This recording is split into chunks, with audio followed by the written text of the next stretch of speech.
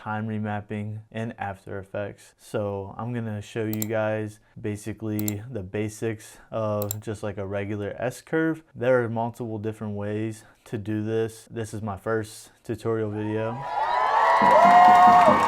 My biggest advice is if you ever shoot cars, you want to give yourself enough time, because the longer the shot, the more you're kind of able to implement that fast, slow, and then fast again. We're going to right click, go to time, enable time remapping. It will automatically show a keyframe at the end of your video and at the beginning of your video. We're going to set a keyframe at the beginning of our endpoint, keyframe at the end of our outpoint. So if you drag this down, now what that creates is it makes the video real fast. I try to stay around a second basically.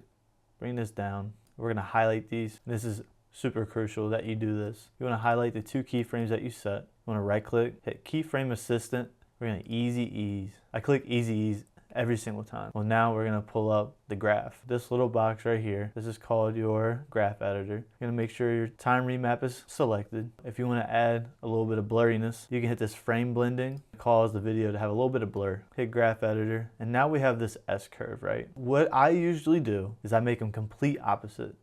So I'll select this bottom one, raise it all the way up, and then I'll select this top one, and I'll pull it all the way down. This makes it very curvy. So if you look at it like this, it's gonna go up fast, calm down, and then go fast again. This middle part is very important, so that's when the video slows down. So usually you want your video to come to almost not stopping, but very slowed down, and then speeding up. Let it render up. This is the most annoying part about After Effects.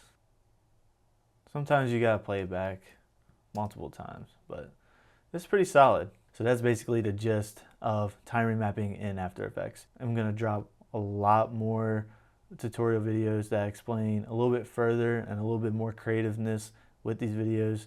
If you like it, please like and subscribe my channel. I have more videos coming soon. Appreciate you.